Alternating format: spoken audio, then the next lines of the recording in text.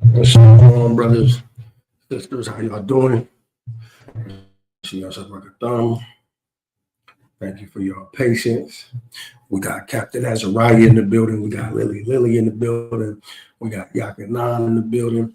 What else we got in here? We got the brother Tazapanya in the building. We got Trap Afghanistan in the building. We got the Judah Psalm 144, Shalom. We got the brother E in the building. Shalom. We're about to get started. We are reading today from the book of James, starting in chapter 2, through the Spirit of the Most High. Let me share my screen. We'll get right into it.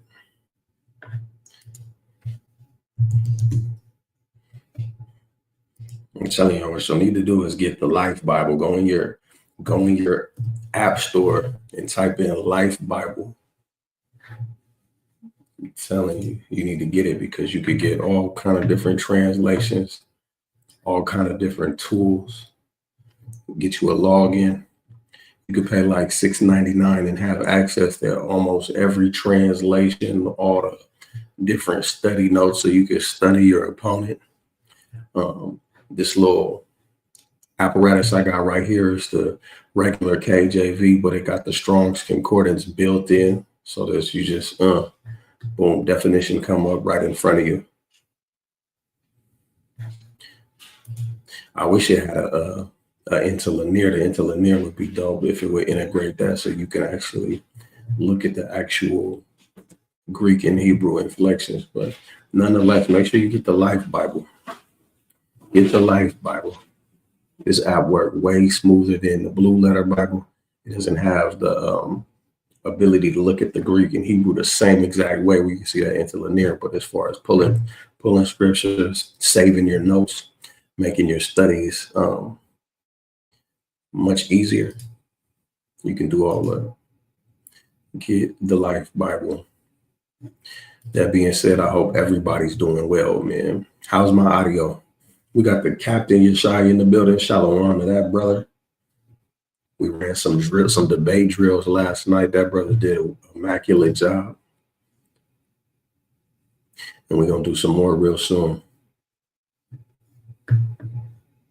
Everybody got my audio sound so I can make sure that this audio is good. All praises. So this says, my brethren, have not the faith of our Lord, Hamashiach Yahushai, the Lord of glory, with respect of persons. Let's look at what this is trying to say. You can look at all the different translations parallel. My fellow believers, do not practice your faith in our glorious Lord, Hamashiach Yahushai, with an attitude of partiality towards people. Show no favoritism, no prejudice, no snobbery. So don't be too good for nobody.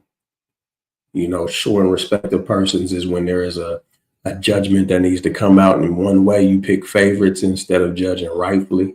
This is my homeboy, so I'm not going to rebuke him, but I'm going to rebuke him over here because I don't know him or he's from a different camp, right? I'm not going to do right by them because I don't know them.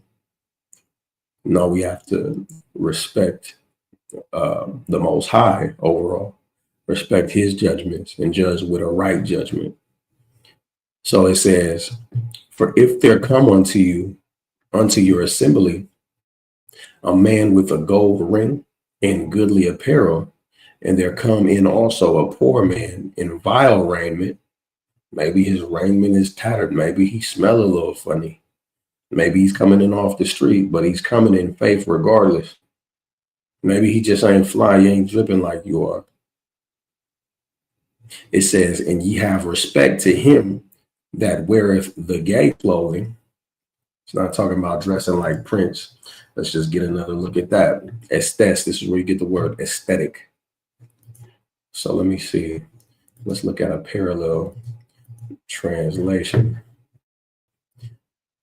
You look at him that has the fine clothes, the splendid clothes, the fine clothes. So one got on designer and the other one's wearing something that you're wondering how he put this ensemble together. He ain't even coordinating, right?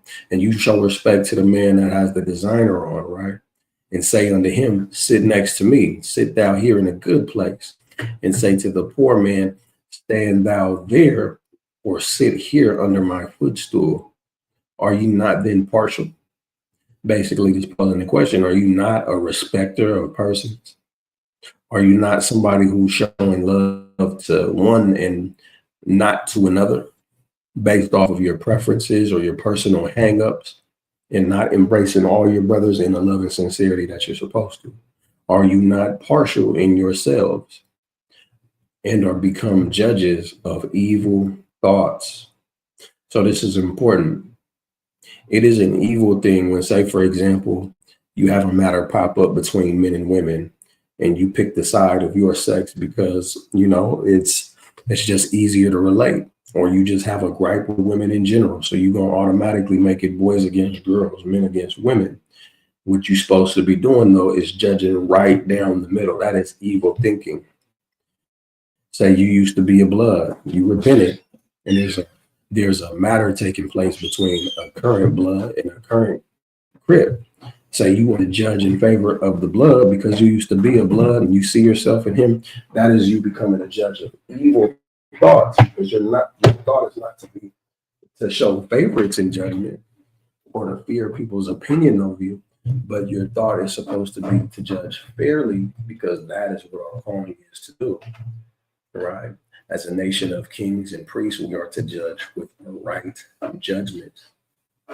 So it says, hearken, my beloved brethren, have not God chosen the poor of this world, rich in faith, and heirs to the kingdom, which he hath promised to them that love him? I'm not even showing my screen, man. I'm going off.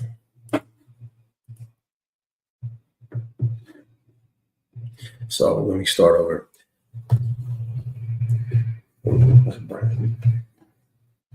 So it says, hearken, my beloved brethren, have not God chosen the poor of this world, rich in faith, and heirs of the kingdom, which he hath promised to them that love him? So imagine this. You're showing favoritism to a brother because he looks rich, and maybe you want to get next to him because there's a certain amount of clout or notoriety that you can get in being associated with him, but you neglect to love the poor man who's your brother just the same.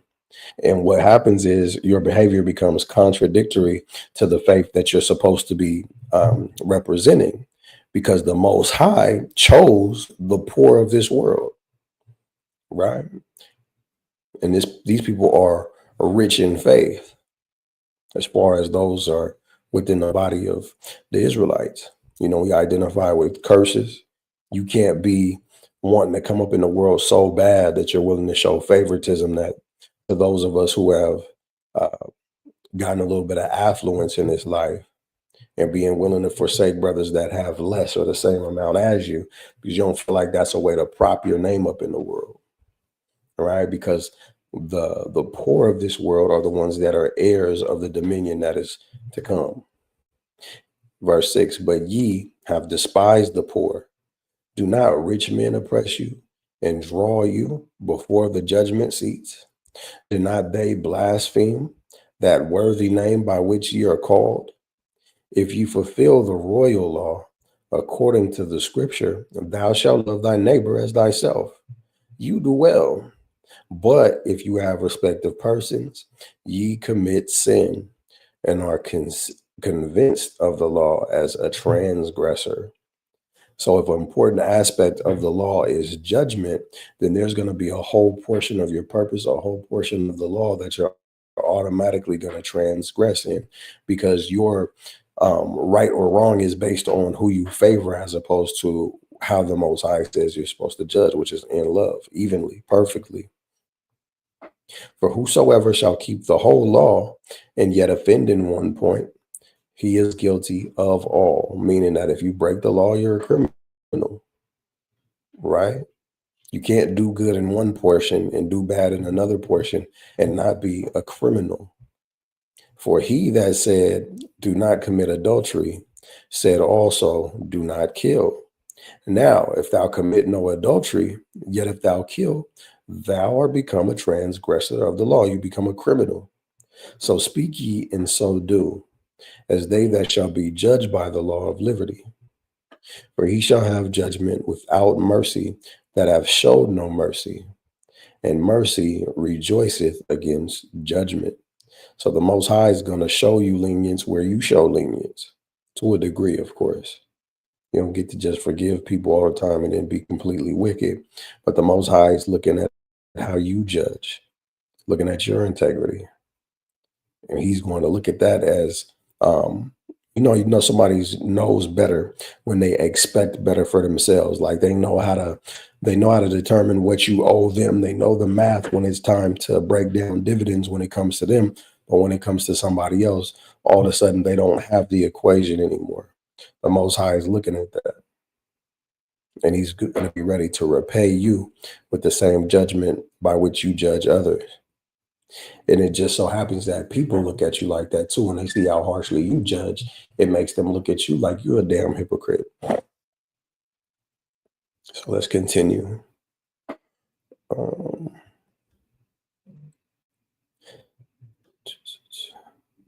For he that said, do not commit adultery, said also, do not kill. Now, if thou commit no adultery, yet if thou kill, thou art become a transgressor of the law. So speak ye and so do, as they that shall be judged by the law of liberty. For he shall have judgment without mercy, that hath showed no mercy, and mercy rejoiceth against judgment. What doth it profit, my brethren, though a man say he have faith and have not works? Can faith save him? So if a man has faith and he doesn't have any actions to show for it, is his faith noteworthy to the Most High is the question. If a brother or sister be naked and destitute of daily food, and one of you say unto them, depart in peace, be ye warmed and filled, notwithstanding, ye give them not those things which are needful to the body, what does it profit them? Even so, faith, if it have not works, is dead, being alone. Meaning the same way that you telling somebody to go be filled and be warm doesn't make them warm and it doesn't fill their belly. You having faith and not having actions to show for it, it does nothing. Yea, if a man say, thou hast faith and I have works, show me thy faith without thy works, and I will show thee my faith with my works. Thou believest that there is one God, thou doest well. The devils also believe and tremble, essentially showing you that it's not enough to believe that there's a God, because the devils also know that there's a God and they tremble. In contrast, we're supposed to know there's a God and fear him, and that's supposed to reflect in our actions. So it doesn't make you any better than a devil believing in the Most High if you don't have the actions to show for it. That's actually a very cold verse in verse 19. It says, but wilt thou know, O vain man, that faith without works is dead? Was not Abraham, our father, justified by works when he had offered Isaac his son upon the altar? Seest thou how faith wrought with his works, and by works was faith made perfect? So what it's showing is that Abraham showed faith by not only believing God in his mind, but by acting upon his faith, doing the things that the Most High told him. The Most High told him to get out of the country of your fathers, and Abraham got up out of the country of his fathers. One of the hardest things for people to do for the Most High is come up out their comfort zone. Abraham did that by moving across the region into a land he'd never heard of before because the Most High told him to. That's a powerful act of faith. And verse 22 says, take into account how faith wrought with his works. So faith plus his works, and by works was faith made perfect, meaning that your faith is not perfect, it's not complete, it's not full until you're willing to act upon it. It says in verse 23, and the scripture was fulfilled, which saith, Abraham believed God, and it was imputed unto him for righteousness. And this is important because that's what it means by believed. The belief was in his actions. The belief was not in the thought that came to his mind that, oh, I believe God is speaking to me. The belief was in him acting upon that which he believed the Most High was saying to him. That's when your faith is perfect. And it was imputed unto him for righteousness, and he was called the friend of God. Ye see then how that by works a man is justified, not by faith only. Likewise also was not Rahab the harlot justified by works, when she had received the messengers and had sent them out another way. For as the body without the spirit is dead, so faith without works is dead. Chapter 3. My brethren, be not masters, knowing that we shall receive the greater condemnation. Now, this is important. We're going to end in chapter 3. We're going to finish chapter 3 and we'll finish for the day. So not only is faith important and works important to go with your faith, but the most important thing in the truth is not being masters. Let's just look into this. Didaskalos, an instructor, a doctor, a master teacher. In the New Testament, one who teaches concerning things of God and the duties of man. One who is fitted to teach or thinks himself so. The teachers of the Jewish religion, of those who by their great power as teachers draw crowds upon them. John the Baptist. So these are the different ways that this word is used. But the overall consensus is that the word is used to translate to master, teachers, teachers, masters, doctors. We had a good reference up here, doctor or master teacher and instructor. Your goal should not be to be the top teacher, right? Because there is a greater condemnation there, meaning that if this isn't what you should be aspiring to, then that means that centering all your focus and being a better follower, because that's the other option, right? Being a better follower, if not being a master, that is what is going to be best for you. I can say that I'm forced to be a master teacher of this organization. But what helps me is being a better follower. Who do I have to fix my attention on is the Most High. But when you put yourself in a position to be a master teacher, you receive the greater condemnation. You're going to be held to a higher account. So I want this to be comforting to brothers who are coming in this thing brand new and they're looking at everybody else out there teaching. You're looking at the crowds they're drawing in, the numbers that they're generating, et cetera, et cetera. And you're thinking, I want to be like that. Understand that you might see them for things that you admire, but the Most High might be looking at them for things that he wants to kill them for, me included. So you want to make sure you're taking the messages that are being taught via the scriptures, not the examples of the things that you admire, unless you can find it in scripture listed as things to be admired, if that makes sense. Right? Nothing wrong with being inspired and encouraged by people, but a lot of times brothers put the foot before the horse before the carriage. They get caught up in becoming a master teacher, and then the next thing you know, they're bugged out, and Jesus is the devil, and or Yahweh Shai is the devil, and it's you can't read this part of the Bible or that part of the Bible because you're getting into things that are too deep for you because you put the horse again before the carriage. Why can I say that? Is because if you work on being a better follower, you're forced to look at the things that the followers are instructed to do. And that's in the Torah. That's in the Tanakh. And you find a better center of gravity when you do that. Right. And then when it's time for you to teach, whether you're a master teacher or not, you're more astute to do so. So enjoy this time in a lower bracket while you can, for as long as you can. And when it's time for you to teach, make sure that you keep yourself in a lower bracket in your own mind. I'm gonna pull a reference for you.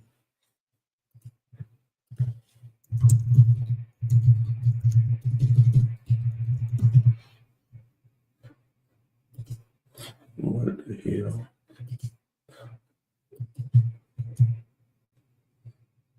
Y'all give me a second.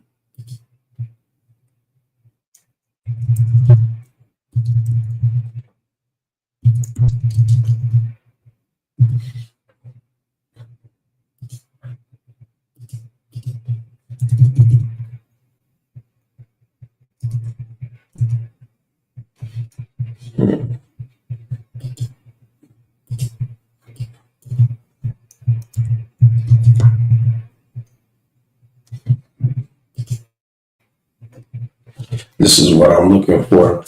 First Samuel chapter 15, verses 16 and 17. Then Samuel said unto Saul, Stay, and I will tell thee what the Lord hath said to me this night. And he said unto him, Say on. And Samuel said, When thou wast a little in thine own sight, wast thou not made the head of the tribes of Israel?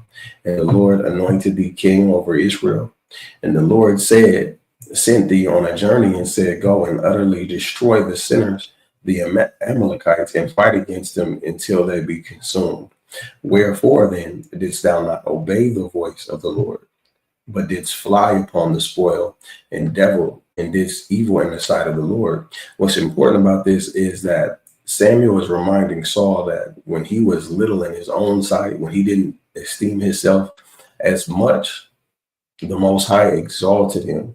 But then he came to a place where he was too high to listen to the Lord. And what did he do? He began to skew his judgment. He began to show respect to persons. He began to fear the people rather than the Most High. And this is the dangerous place that you're likely to fall into if you put being a master of men before being a follower of the Most High. So that's why I say, make sure you enjoy the position you're in while you're in it. Because when I was forced to start a ministry of my own, it was the scariest thing in the world. But there's no way out of it now. You see what I'm saying? So I have to make sure that I keep myself small in my own sight, and so do you, brothers. So let's continue. It says, For in many things we offend all. If any man offend not in word, the same is a perfect man and able to bridle the whole body. Behold, we put bits in the horse's mouth, that they may obey us, and we turn about their whole body. Behold also the ships, which though they be so great and are driven of fierce winds, yet they are turned about with a very small helm, whithersoever the governor listeth. Even so the tongue is a little member, and boasteth great things. Behold, how great a matter a little fire kindleth. So what it's saying is that the biggest vessels sometimes are controlled by the smallest of devices. The bit that goes in the horse's mouth, the horse bites on it, and you move the horse's neck, essentially, guiding in which direction you're going to go. The helm on a ship, it's a little piece that causes the sail to turn, catches the wind, and decides which way the whole boat's going to go. And the tongue, in the same manner, it's little, but it has a great impact on which direction your vessel is going to end up at the end of the day. So even so, the tongue is a little member, and this is why it comes back on the teacher so much, because what your tongue is used for is going to be held against you. And boasteth great things. Behold, how great a matter a little fire kindleth. And the tongue is a fire, a world of iniquity. So is the tongue among our members, that it defileth the whole body, and setteth on fire the course of nature, and it is set on fire of hell.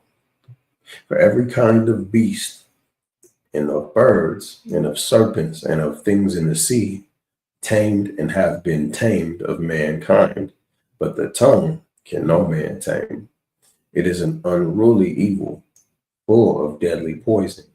Therewith bless we God, even the Father, and therewith curse we men, which are made after the similitude of God. Out of the same mouth proceeded blessing and cursing. My brethren, these things ought not be so. Doth a fountain send forth at the same place sweet water and bitter? Can the fig tree, my brethren, bear olive berries? either a vine figs, so can no fountain both yield salt water and fresh. So you got to think about what type of fountain you are going to be. And so if you root yourself in following the Most High and following His Son, making sure that you're yielding to what the prophets say, what the law says, then you put yourself in a good space. But when you speak hypocrisies, when you speak blasphemies, when you're cursing people, showing hatred towards people, when you're not building your brothers up, when you're using your mouth to do all kind of iniquity, the Most High is going to look at what type of fountain you are, especially as a master teacher, based on that, because you're guiding whole people groups.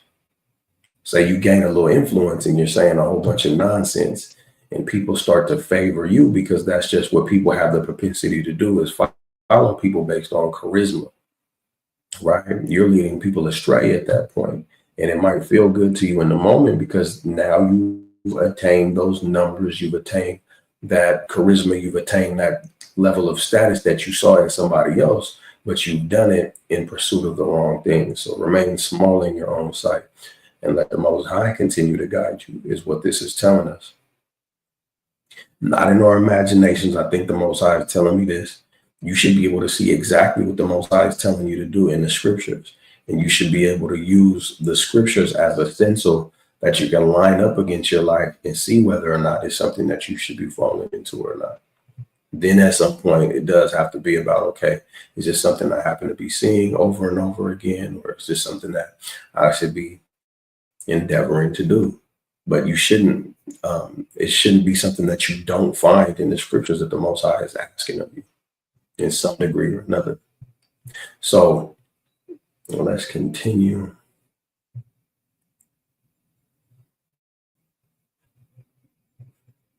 Verse 13, who is a wise man and endowed with knowledge among you?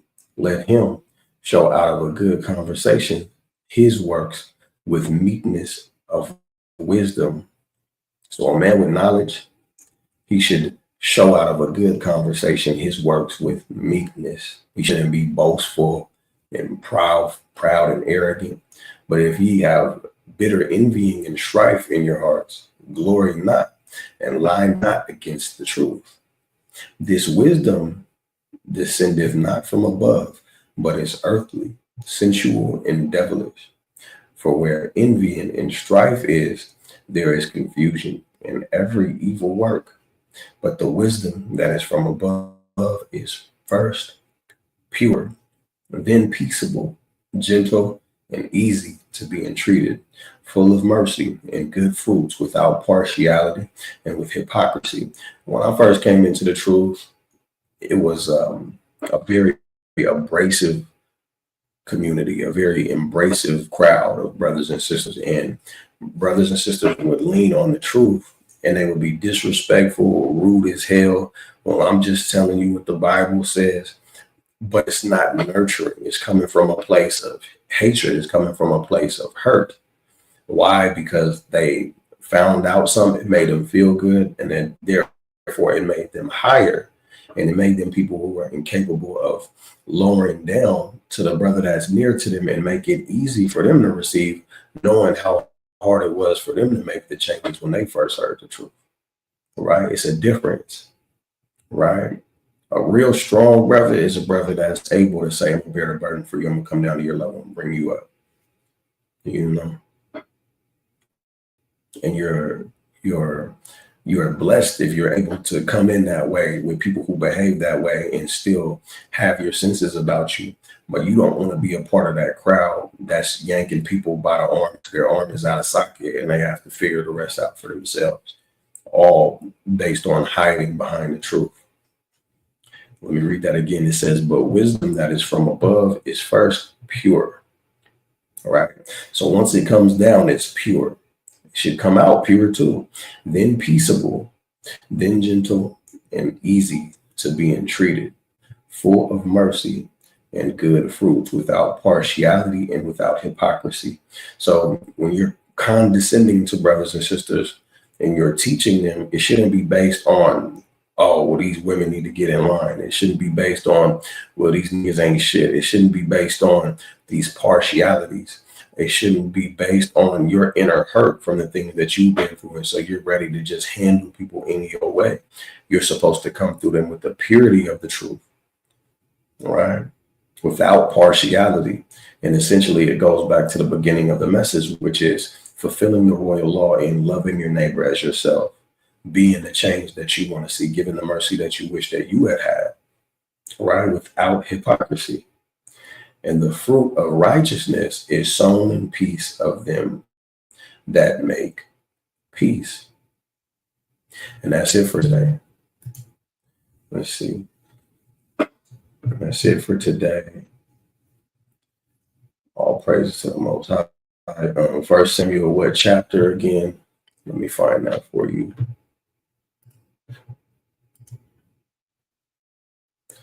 That was First Samuel.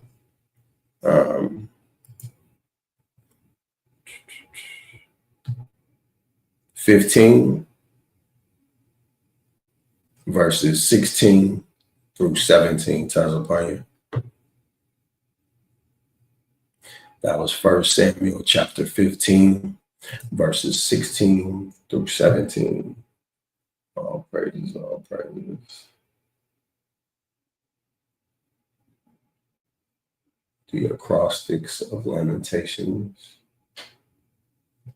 I'm not sure about what the acrostics in Lamentations is. If you want to expound on what you mean, I might be able to give some insights. All praises. We're going to put a 30-second timer in here. Give everybody a chance to ask a question if they need to ask a question. And after that, we're back.